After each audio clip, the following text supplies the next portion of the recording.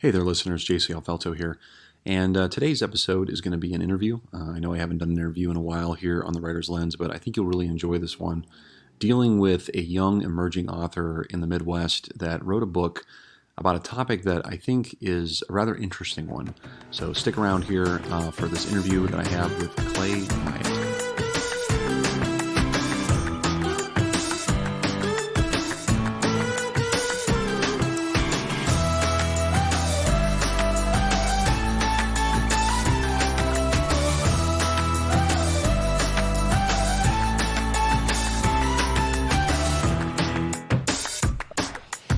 He is a pastor in Northeast Ohio, and he also happens to be a new author.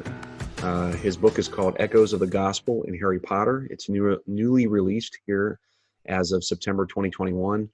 And, I'll let Clay speak to this himself, but the book is about delving into the underlying connections between the Harry Potter series and the biblical story. So it's a bit of a mouthful, a lot going on there. So, Clay, why don't you introduce yourself before I speak too much about what you did? Yeah. Yeah. So, like you said, I am a pastor in the area. I am from Cleveland, Ohio. So, grew up here in Cleveland, grew up in the area. I attended college at Vanderbilt University in Nashville, Tennessee. And while I was there, I was a part of a couple campus ministries and really enjoyed getting to lead Bible studies and so on. And doing ministry there, and started to sense that I would do well in ministry and feeling called towards that. And so I did seminary at Trinity Evangelical Divinity School in Chicago. Mm-hmm. It was actually while there that I first read the Harry Potter series for the first time in 2017.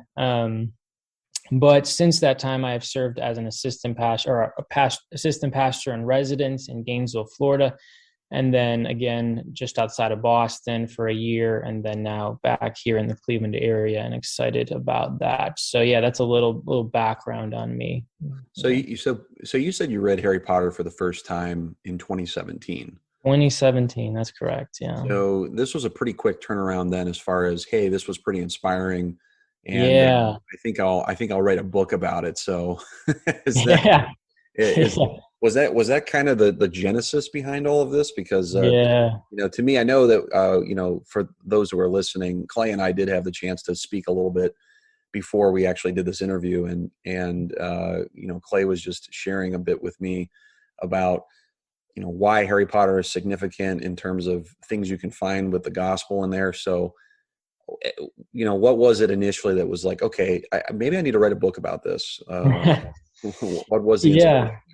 So in the summer of 2017, I was driving to a friend's bachelor party actually in Tennessee, but just decided to listen to the first audiobook, and really, they're fun books. Obviously, they're enjoyable, they're great, but I also found it to be very meaningful, to be very moving, and they start lighter, but as the series goes on, they do become deeper, more profound, and so on. And I started to see these connections to the biblical storyline in various ways. And by the end, it's very clear to me that these were very explicit on the part of J.K. Rowling. There's even 2 Bible verses in book 7. So she, learning that, oh wow, she was raised in going to church and so on. So maybe even implicitly kind of drawing from these things. But I realized, in 2017, when I read through the series, I had never heard anyone talk about these connections at all. And I know people have, and some people have noticed some of these. Many people, I think, are largely unaware of them. And I think, given that I hadn't heard any, no friend had shared these things with me, no Christian, I never heard a pastor make an illustration in a sermon to these things, even though I had heard pastors make dozens of illustrations to other works of fiction, such as, The Lord of the Rings or the Chronicles of Narnia and so on. So, but now, not once, even though I thought even Harry Potter was more explicit in some of these overtones. And so that's when I said, you know what, I think a book needs to be written on this. And there have been some things maybe that are, chapter length treatment in other books. And there's been a few even book length treatments that are sort of doing literary analysis of Harry Potter and sort of coming at it. But I thought a kind of treatment of tracing how these 2 stories are interlocking and connecting needed to be written. And so 2 years later, then is when I started on it. But but yeah, that's kind of the origins of it. I just felt like these were clear and that a lot of people were unaware of them. So yeah. That's all. I mean, that's all really good, and to me, it's really fascinating. Every great story, it seems, pulls in some way from a lot of the transcendent ideas that you find in the biblical story. Yeah. At least for those that might be a little more well versed in it. Even if you're not well versed in it, they're in there. Mm-hmm. But interestingly enough, you mentioned about how even prominent pastors reference in a lot of their sermons. Lord of the Rings is very popular because of Tolkien. Chronicles of Narnia is very popular because of C.S. Lewis. Right. Those are pretty much staples. But you mentioned how, Potter doesn't really get mentioned very often. And I recall when Harry Potter was first becoming very popular, there was a lot of pushback from the Christian community about these books being almost demonic in some sense. Would you agree with that? And, is that also some of the reason why we may not hear that? Yes, and I think that's a big part of why there hasn't been as much, more critical analysis of these books from a Christian perspective, because so many early on were pushing back.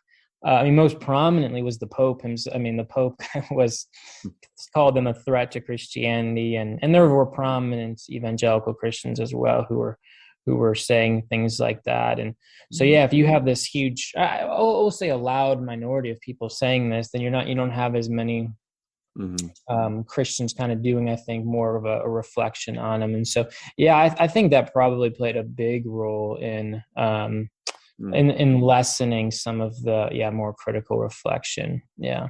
Well, it's really interesting because Lord of the Rings has wizards. So yeah. And Narnia is filled with magical creatures and items things like that. Right. So it is interesting. But I do remember myself. I was, back in my quote unquote younger years. Yeah.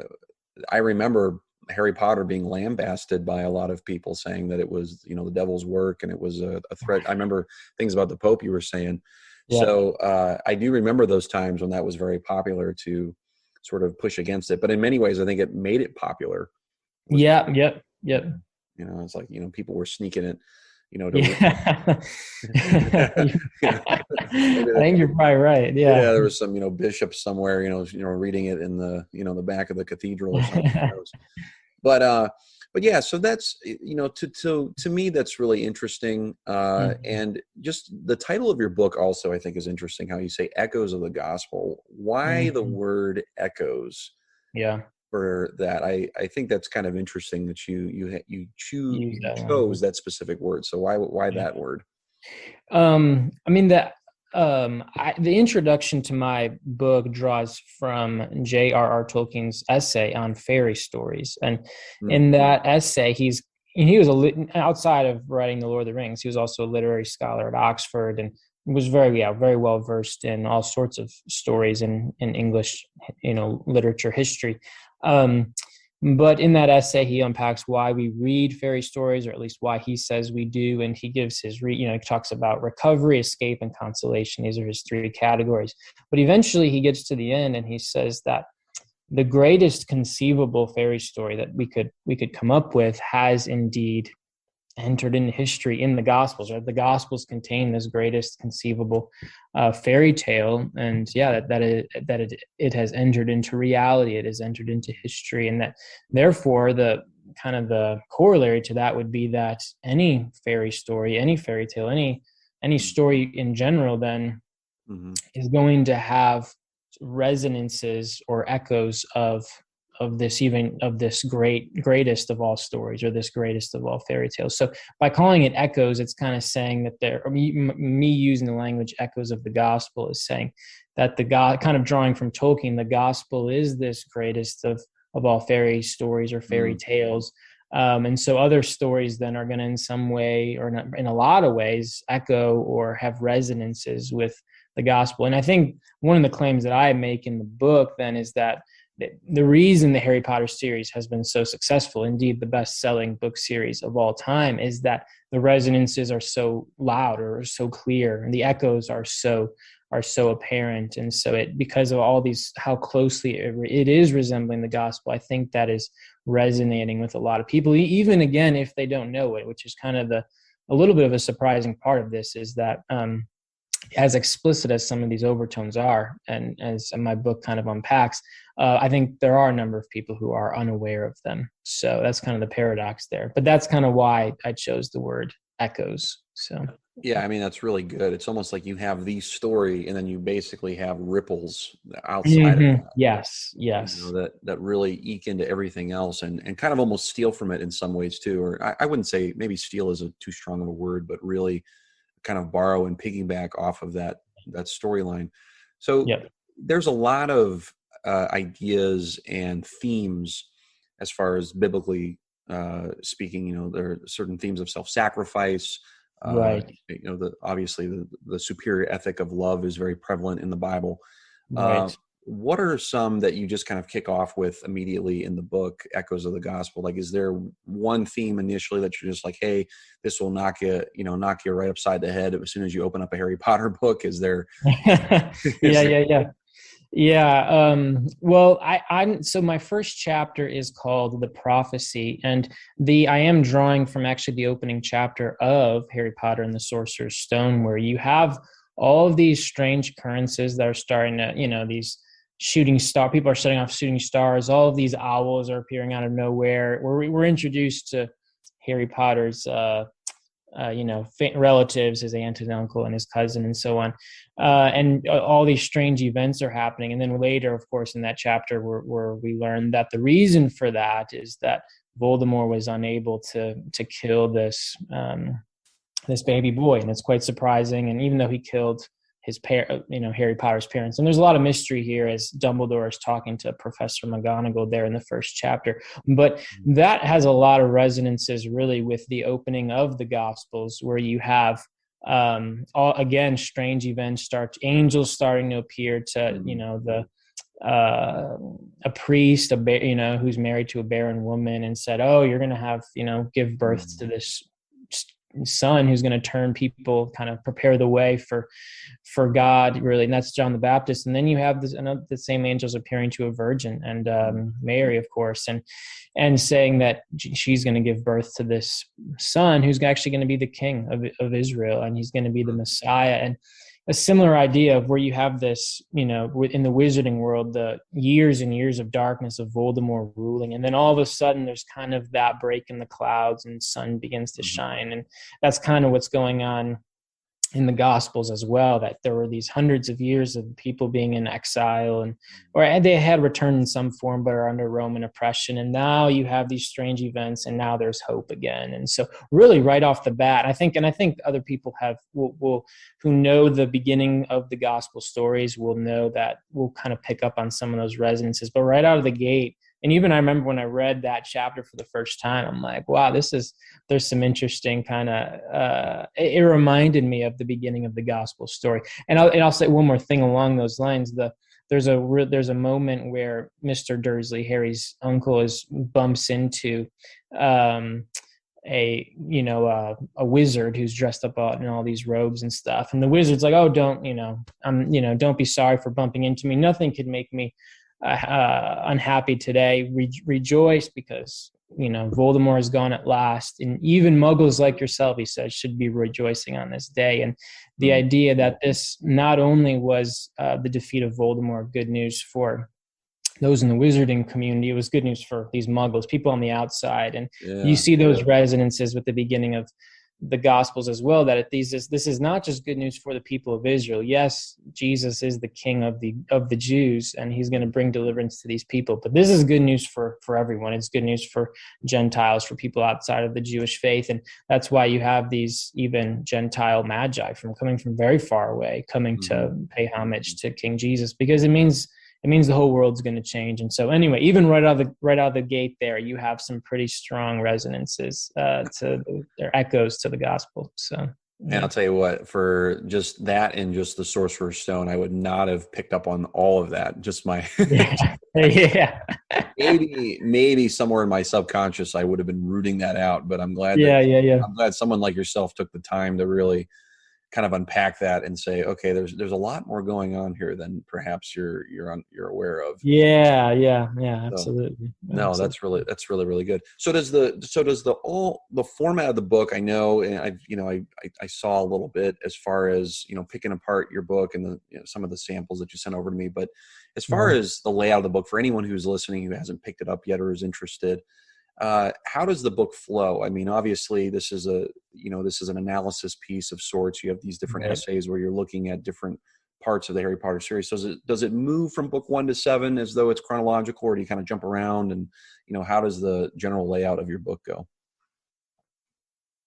Yeah. So it does break down into 3 parts. And those in some ways are more thematic breakdowns. So part 1 is going to be the magical world. These are objects or concepts in the magical world.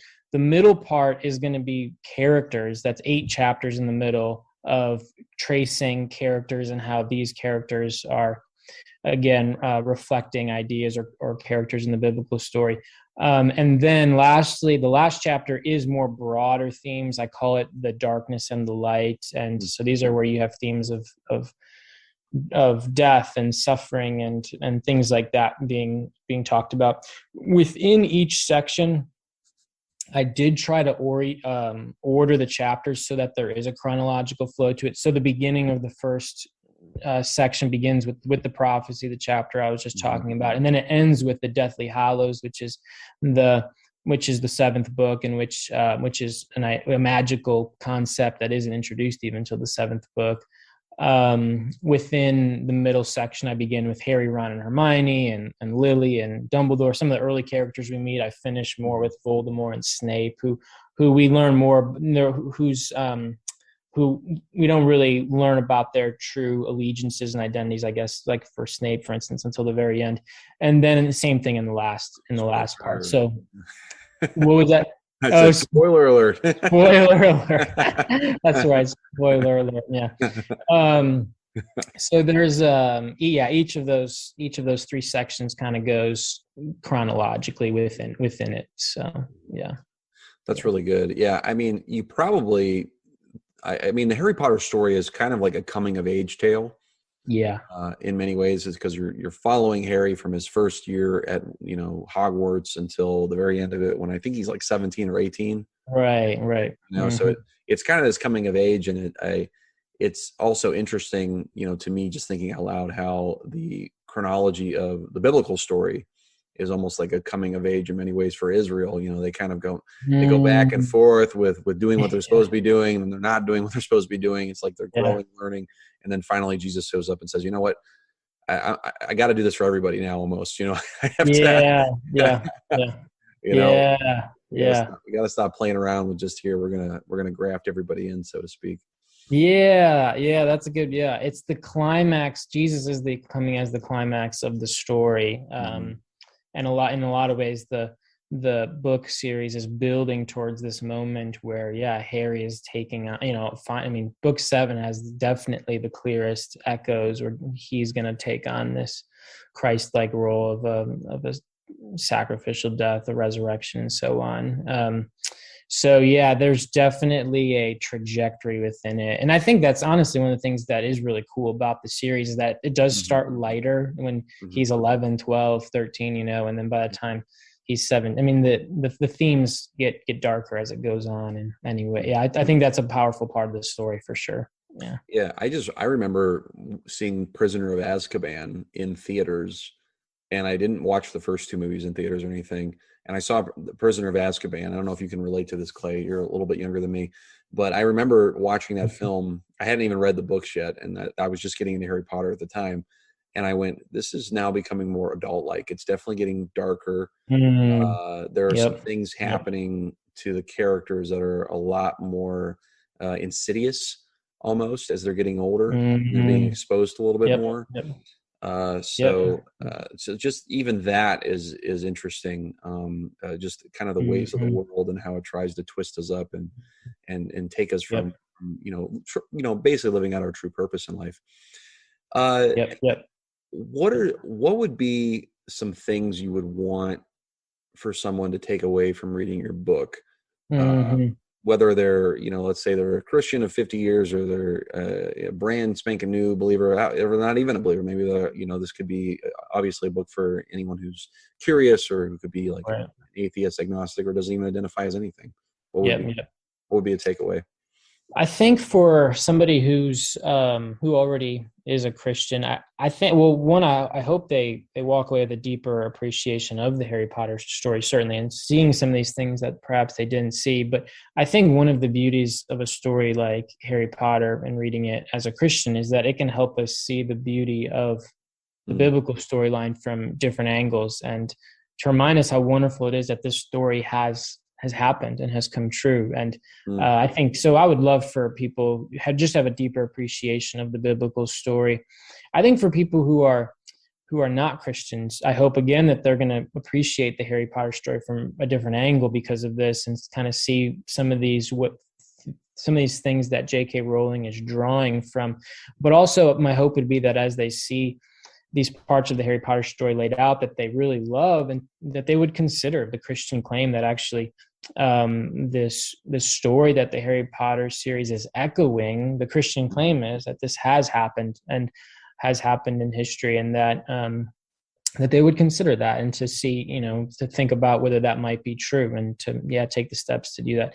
And lastly, I will say the final thing I hope people take away would be, or kind of how they walk away from it feeling, would be, I hope they are encouraged by it if they are in a season of suffering or of hurting of any kind. And that's really, so another part of the reason why I wrote the book was I've dealt with health issues for the last 5+ years now. And when I first read the story in 2017, I was at the front end of dealing with those things.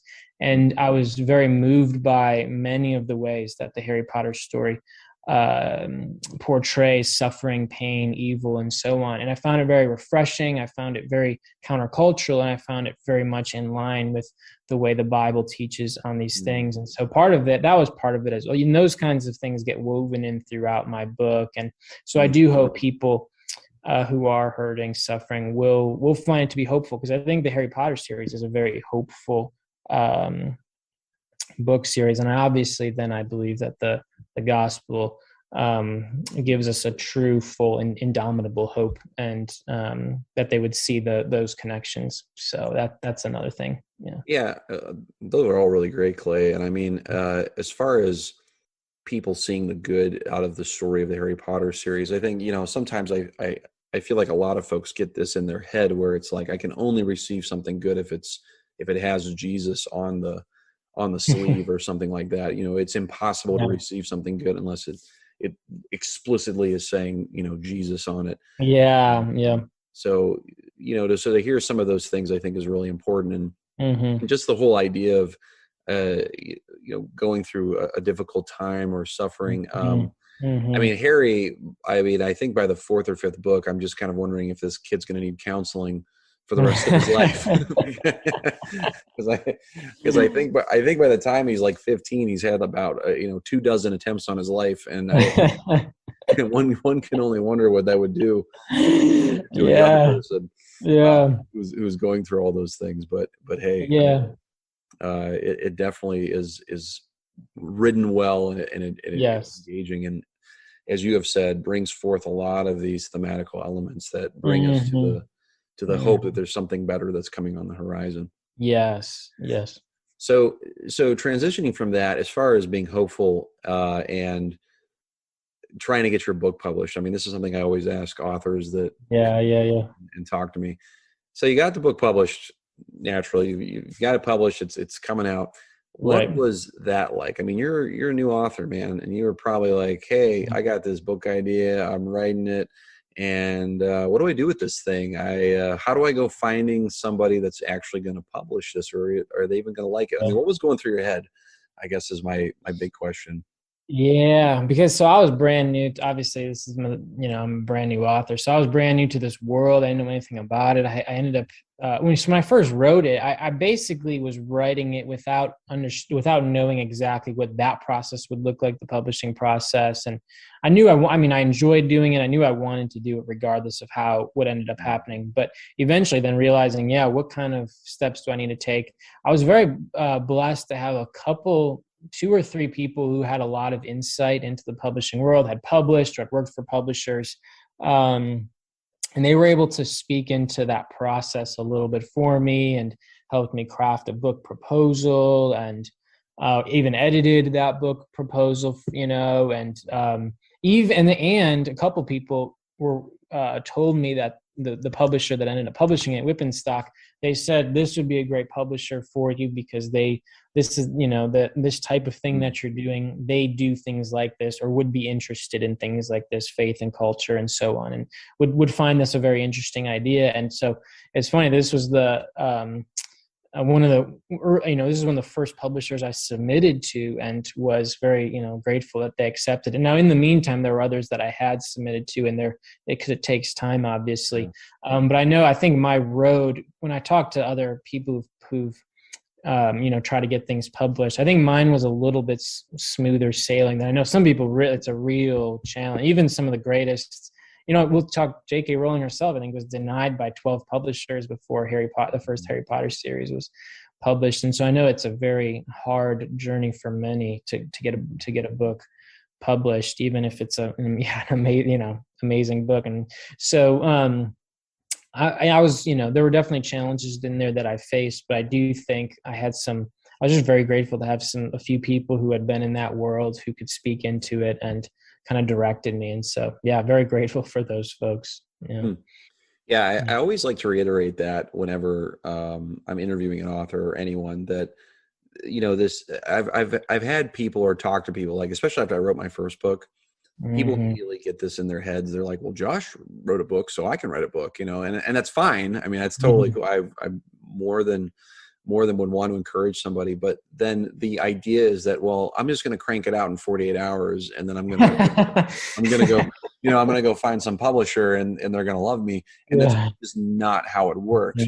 It's not like you record a song and by happenstance, the leader of some prominent studio comes by and listens to your voice, and now all of a sudden you're on every billboard in America. Yeah. This is just not how it goes in the written world. Yeah. So it is quite a process. Now, you mentioned about editing and having other people around you that can help you, get off the ground and things like that. Another thing about getting published is marketing and getting your book out there. Yep. What is it that has been brought to your attention? Like, hey, these are some things you should think about. I mean, obviously coming on this podcast was the best push you could have made because of me. But but outside of that, what are some tips or things that, some people have told you about, get the word out? Yeah. Some of the advice I got was definitely to, utilize my network. And I think that's an important point, that a lot of people, I think our networks are a lot larger than we probably realize. And we think through all of the different experiences we've had and people we've gotten to know. And so really, starting off with those first readers, and then even as some of the advice is, how do you get your second readers to hear about it from your first readers? Basically, how does it kind of get out there? And so, communicating with those people is really important, but there's certainly other ways that I am in the work and, trying to promote, to market. And some of those are book reviewers, people who have platforms that they do book reviews. Obviously, yes, like a podcast like this, and or people who would do an interview of an author kind of thing. Actually, one of the things I've tried to look into and have explored is a number of colleges and universities teach classes on Harry Potter, literary analysis of Harry Potter, and a number of them Christian schools, many of them not. And so I've reached out to a number of those to see if they would consider, if for a class, say, on Harry Potter and Christianity, perhaps being a type of, doing the work of literary analysis might be something they would consider. So that's another one. let's see, are there others that come to mind here? But even, yeah, kind of along the same lines of thinking about networking, but, different schools I've attended and the Mhm. networks there. And, um, so yeah, it's it's kind of, I feel like it's this thing where you kind of throw a bunch of stuff at the wall and you kind of see what sticks and what, because as you know, you write something and you really value it and you want people to read it. So you do what you can to try to get it out there. And for me, and maybe you experienced this as well, but it's kind of the dual tension of, I don't really love self promotion. It's not exact. I don't get, but at the same time, I want people to read the book, and so I'm going to do things that are going to be kind of self promoting. But yeah, Yeah, I mean, I resonate with all that, Clay. I mean, everything you're going through are things that, I've experienced, or, yeah, other authors I brought on here before have said similar things. And that's what, to me, again, is important for anyone listening that is interested in doing that sort of thing, that hmm these are some of the hurdles you're going to have to overcome. I think a lot of writers, especially, think that, look, I'm just going to write and that's it. I'm not going to worry yeah, about promotion. I'm not going to worry about any of those things. yeah, Someone will take care of that for me. And in essence, eventually, someday you could get to that point. yeah, But as far as doing that right out of the gate, I find that to be very unrealistic. I mean, you got to do yeah, you got to do some of the legwork and find an agent or find a publisher who's not going to take you for all you're worth or take advantage of you, because they're out there. I mean, there's yep, yep, yep. plenty of lawsuits out there with self-publishers who are trying to take people's money and run. So, Yeah, yeah, so you definitely got to vet them all out. yes, But yeah, I think that mindset of, wow, there's actually a business side of this too that hmm I didn't even consider it, yes, which I yes. think goes against the whole artsy thought process of, hey, I've got a lot of really nice things to say and some good things to say, but they should just be able to go out there, and then I don't have to worry about it anymore. Right, right, And it's not really that realistic. right, Um, right. so anyway, so you went through this process. You got some peer reviews. You got some other people that have been reading it, and I've Mhm, read many of the comments about it, about mhm, your book, and all very much positive at this point. mhm. For you going forward, I mean, what is I guess the plan for you as far as this book is concerned, as kind of head forward with this? I mean, it's a brand new release. It's very exciting. There's a Yep, lot of energy around book release yep, time. I know how that can feel. yep, yep, yep, yep. But what's your thought process on, 3 months from now, 6 months from now? I mean, what are some thoughts or you haven't even thought about it yet, I guess. Yeah. Well, I do want to do a book launch. And so that would be sometime in the next, next month and a half. So sometime in November, I think, and Hmm. do a basically kind of a talk on the book for sharing on some of the major ideas, major themes, and so on, and just being a place where people, can share more about what the book's about instead of just obviously little blurbs here and there, and so people can come hear about that. And then I foresee kind of doing things. I would love to do things like that, more things like that locally, to Yeah. particularly at various churches, perhaps, or perhaps especially if you think about the likely demographic of my book being people who are in their 20s and 30s. So the kind of college, young adult age range of some of churches would probably be a sweet spot for me. So that's something I consider doing as well, Mhm. or I am and I'm gonna pursue. Yeah, as far as the timeline of that, it's kind of, again, I feel like I'm throwing stuff at the wall and we'll see what sticks, and hopefully other, certain things I do will lead to other things, and which will lead to other things. And because I obviously want to get the book out there as best I can, but Mhm. I guess we'll see what that looks like. And so I have some ideas, but I guess not a very clear timeline, except to say that these are the types of things I want to do and explore. Mhm. Well, that's So good. I think it's a good answer. I think it's a yeah, smart answer, yeah. because again, having this mindset of, well, we'll see how it goes in a month or two, and Yeah. we'll just kind of sit back and maybe God will just take care of it for me. So, Yeah, yeah. there is a part of this where you kind of have to, pull your own, so to speak. Yes, absolutely. So I think Absolutely. it's a great trajectory that you're on, Clay, Mhm. as far as just thinking about it that way. Um, Mhm. so, I guess looking ahead, and I've asked you a lot of the technical questions about this, and as far Yeah. as the book goes and whatnot, is there anything else that you would want to cover as far as just this interview that you would want people to know about your book, or anything in general, maybe even if it's about yourself, that might draw somebody into want to check this out and see how uh, the gospel story is echoing within all 7 of the Harry Potter stories. Yeah, yeah. Um, that is a great question. I think I'll say one thing that I think I heard from her name was Holly Ordway. She wrote a book on kind of the apologetics and Christian imagination. But for Mhm. the one thing that she said in her book was that you have to want something basically to be true before you will consider whether it is true or not. And I suppose that's not always exactly true, but I think in a lot of ways there's a lot of truth to that. So perhaps for the person who is not a Christian and would want to and who would read the book, that would be one of my hopes, is that somebody would read this and walk away saying, wow, I would want this sort of a story to be true. And then that they would actually go on beyond that and to consider whether that's true or not. So I think that would be one. And anyway, one thing I've been reflecting on recently about the book that might encourage some people to get it or to read it, or perhaps some people to buy it and give it to other people that they know.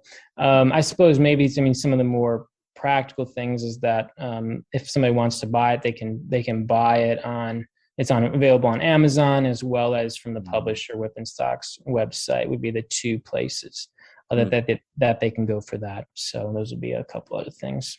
All Yeah. right. Awesome, man. Well, I wish you the best of luck as from one author to another. Yeah.